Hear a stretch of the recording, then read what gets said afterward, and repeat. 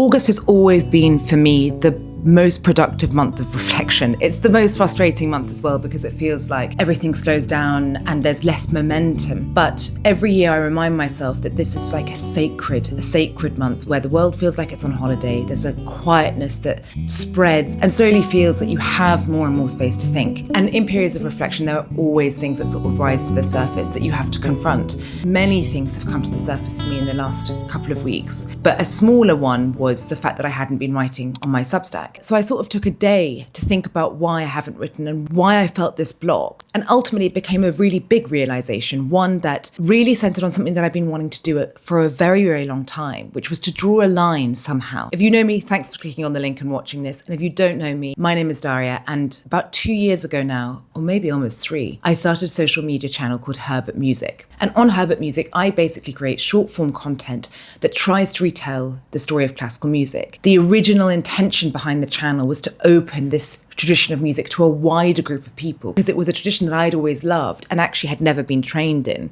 And I came to it very much like a normal person with no training. And yet I understood, having worked in the industry, why people would feel so intimidated by it. So there was sort of a larger thesis already at that moment, but the intention was pure to open it up, but it also was a bit of a sort of challenge, which is if I can take this music, which has suffered so badly from crap storytelling, maybe I can blow something open in the way we talk about music in general. It's become more and more obvious to me that I need to be more explicit about the philosophy and the basis of why I'm doing this and what I'm trying to do. And I think that's come to me through conversations with friends where I talk about, the other things that you don't see on social media, other projects that I'm doing, other longer term projects that I'm doing that may or may not ever come to fruition. And they always say to me, Daria, you need to be talking more about this stuff. Why don't you just go back to basics and be truthful about your inspirations and how you came to this philosophy and what you want to do in a bigger sense. And I've always held back because of fear. All of this is to say is that classical music is one part of a much bigger picture for me. And I'm going to do what everyone says don't do, which is I'm going to really throw the lid open into my biggest inspiration and what I hope to do with all of this. And I think it all stems from the beginning story of what music I first listened to and why and how and what it represented in my life. The first music I ever heard was Arabic music.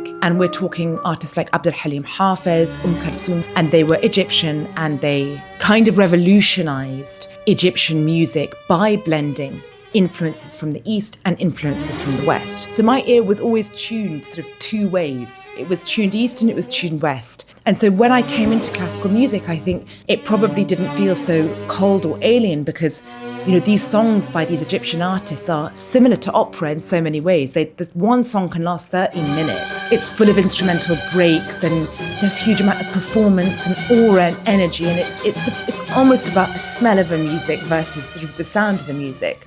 So when I came into classical music, I had no framework for it. So it was just other type of music that kind of was like this other stuff that I heard. And then I started to listen to more and more and more.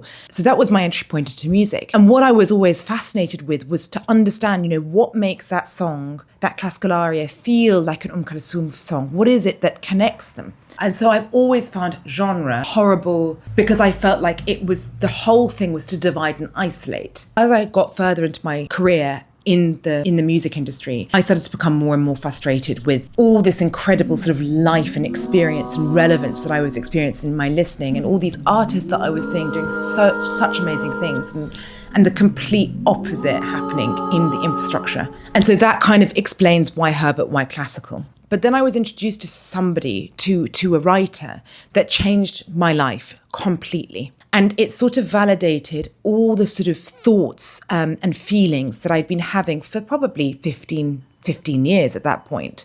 And the author is John Berger. And for those that know who John Berger is, I hope you'll feel like everything that I'm doing already makes so much more sense. And for those of you that don't, John Berger was a writer, but he started life as a painter. He was an art critic, and then he went on to write brilliant non-fiction books. His most famous is probably Ways of Seeing, which argued that context was really critical in appreciating the visual language. His whole thesis, his whole practice was to give as much much context, give as much information around a visual world or an artist's world or a visual image, so that we as the viewer would be armed with the tools to then have a easier time to sort of respond to what we were seeing, and maybe sort of a bit of foundation so that we would see and have confidence in us, in our sight, and not be clouded by a political agenda of a curator that was putting on a show and showing things all in a specific timeline or a specific way. Or he talked about advertising, how image was used in advertising to manipulate and to render us homogenic. His whole mantra was that we should have access to art and culture, and that it shouldn't be something that was politicized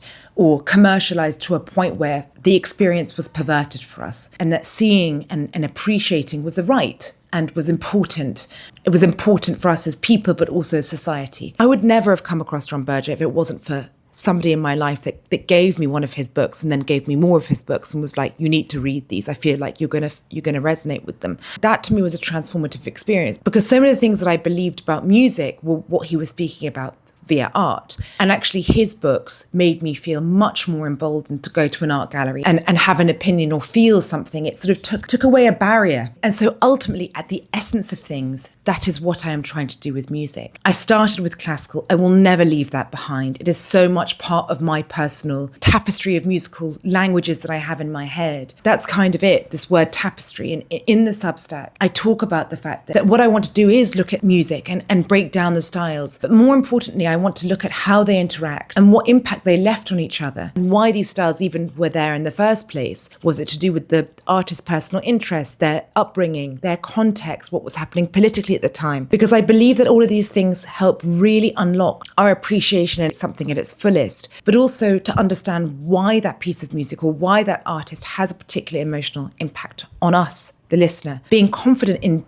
navigating music, which is only something that I've learned. It wasn't something innate within me. And a lot of it was about telling people to go away when they said, you know, you won't like this or you won't like that, or how can you like Mozart and, I don't know, Nas, or how can you like, I don't even like Mozart that much, but, you know, how can you like Beethoven but also love the Smiths? Like the limiting beliefs around these things that I inherited the limited beliefs and worked through them. If I hadn't worked through them and if I didn't have such a sense of belonging within not only classical music, but other types of music, my life would be so much emptier and so much poorer. And I feel like I know myself so much less. And I'd also know other people so much less, because it's also an amazing thing when you meet somebody and you ask them, you know, what are you listening to? Or you get them talking about music. They often light up. They often reveal things about themselves. It's something that touches so many of us. I believe in artists more than I believe in structures and infrastructures and systems and politicians and celebrities. I always have. I guess what I'm trying to do here is many things. I just really hope that this video hasn't been too waffly, that I finally managed to sort of convey the essence of what this all is about. I'm not going to tell you what to expect either on this channel, but I will be telling the stories of artists. If you've lasted until this long in the video, you get some exclusive information, which is the content that you'll see on this channel will probably be replicated, or is the kind of inspiration for much longer term project that I'm working on. And that I would love to put out at some point. So this is sort of the living diary of that project. It's been so nice to sort of come on here and not have a script and just talk. You might turn around and say, please script your videos from now on, this was horrible. Feel free to do that. And I'm not going to tell you how many times I tried to start a YouTube channel because it's so embarrassing. But here we are again. Let me know if there are artist stories that you want to hear about, if there's an album that I've spoken about or an artist that I've spoken about that you want to hear more about in a longer format. Otherwise, I'm just going to be free and see what you like and just take it from there. See you soon.